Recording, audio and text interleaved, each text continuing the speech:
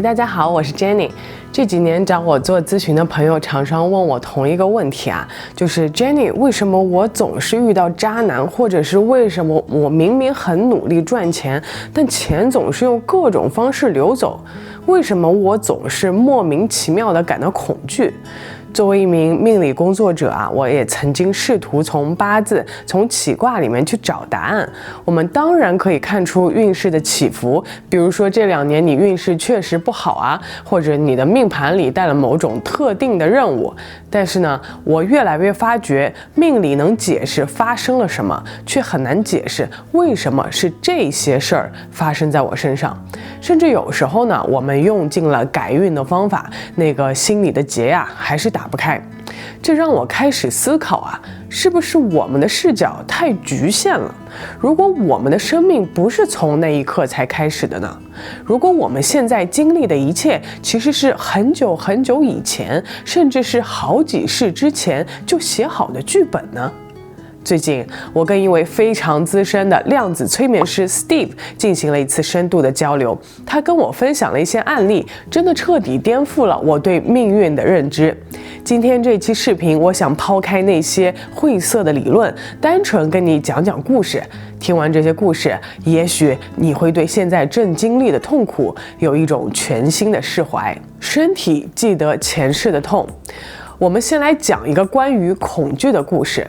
你们当中有没有人天生就对某种东西感到莫名其妙的恐惧？比如说怕黑、怕高，或者像我接下来要讲的这个女孩一样啊，极度怕水。这个女孩年轻漂亮，生活其实过得不错，但她有一个致命的弱点，她完全不敢靠近水边。别说游泳了，就连洗澡的时候，这个莲蓬头的水冲到脸上，她都会有一种快要窒息的恐惧感。而且这种恐惧感不仅仅是对水，她在感情里也有一个很大的问题，她非常粘人，她总觉得如果不抓紧男朋友，对方随时会消失。这种强烈的不安全感逼走了她好几任伴侣，她甚至去看过心理医生。大家都觉得她这是童年阴影，但她翻遍了记忆，小时候根本没溺过水啊。后来她抱着死马当活马医的心态，尝试了量子催眠 QHHT， 在催眠师的引导下，她进入了非常深层的潜意识状态。神奇的事情发生了，她穿越了时间的隧道，来到了一个完全陌生的场景。在那一世，他是一个男人，一个水手。那个画面非常清晰，那是一个狂风暴雨的夜晚，他所在的船触礁沉没了。他在冰冷黑暗的大海里拼命挣扎，周围全是海浪的咆哮声。他看着同伴一个个沉下去，最后他也没力气了。在那个生命最后的瞬间，他感受到的是一种极致的绝望和孤独。他心里最后一个念头是：没人能救我，我被世界抛弃了。当他在催眠椅上讲出这段经历的时候，眼泪不停地流，因为他终于找到了答案。他今生对水的恐惧，其实是灵魂对那个濒死瞬间的记忆，而他在感情里那种怕被抛弃的窒息感，正是那个水手在沉入海底时的绝望。这就是我常说的，时间是幻象，但记忆是永恒的。在这个案例里，最让我感动的是疗愈的过程。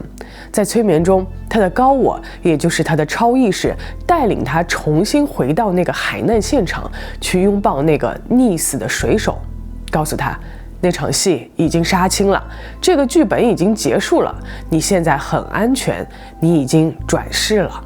醒来之后，这个女孩告诉我朋友，她当天回家洗澡，第一次觉得温水流过脸颊的感觉是温暖的，而不是恐惧的。她在感情里的那种抓狂感也奇迹般的消失了一大半。之所以讲这个故事啊，我是想告诉大家，很多你以为是自己性格缺陷的东西，其实只是灵魂上还没愈合的伤疤。当你看见它的那一刻，治疗就已经开始了。灵魂契约，为什么我选择了这个烂剧本？讲完前世的伤痕啊，我们再来聊一个更扎心但也更让人觉醒的话题：人际关系。我相信很多人在深夜痛哭的时候都问过老天爷，为什么是我？为什么让我生在这样重男轻女的家庭？为什么让我遇到这么糟糕的伴侣？如果在传统命理里，我们可能会说，因为你夫妻宫不好，或者你犯太岁之类的。但在量子催眠的视角里，这有一个完全不同的解释，叫灵魂契约。这是非常震撼的一个概念。我们在投胎来到地球之前，其实已经在灵魂后台开过会了。想象一下，你是一个灵魂，你想要在这一世体验什么是宽恕。如果你想学会宽恕，你就不能生在一个这辈子都没人伤害你的环境里，对不对？如果大家都对你很好，你要宽恕谁呢？所以你需要一个对手戏演员。你可能会找到你灵魂家族里最亲密的一个伙伴，跟他说，下辈子能不能拜托你演那个背叛我的丈夫，或者演那个总是打击我的父亲。你的灵魂伴侣可能一开始是不愿意的，因为他知道演反派会造业，会被你恨，但他为了成就你的宽恕课题，还是签了这份合约。有时候你最仇恨的对手，可能是你灵魂家族里最值得信任的伙伴，你最爱的人。当然了，他之所以能够和你演对手戏，也是有他自己的使命和课题的。这么一想，你是不是立马宽恕了你最恨的那个人？但是如果我们把视角拉到高维、5维、6维的灵魂层面，这一切确实是我们为了修炼而设定的关卡。有个案例他恨了他妈妈一辈子，因为妈妈从小就对他言语暴力。但在一次深度的灵魂探索中，他看到了他和妈妈前世的约定。那一刻，他所有的恨都消失了，转化成了一种巨大的慈悲。他明白了，妈妈扮演那个恶人，是为了逼他在这一世学会独立和爱自己。如果不被那样对待，她可能永远只是一个依附于家庭的小女孩，永远长不出自己的脊梁。所以，这就是我今天最想告诉大家的观点：你不是受害者，你是这场人生大戏的编剧加主演。那些让你痛苦的人，其实是你请来的魔鬼教练。当你明白了这一点，你的认知就瞬间升维了。你不会再问为什么他要这样对我，你会开始问这段关系是想教会我什么。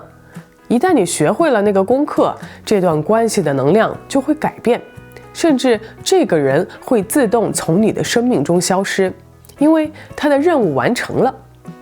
不用催眠，如何在日常生活中应用？听到这里，你可能会问 Jenny， 那我一定要去做量子催眠才能解决问题吗？其实不一定，量子催眠是一个非常强大的工具，能帮你快速翻看作弊码。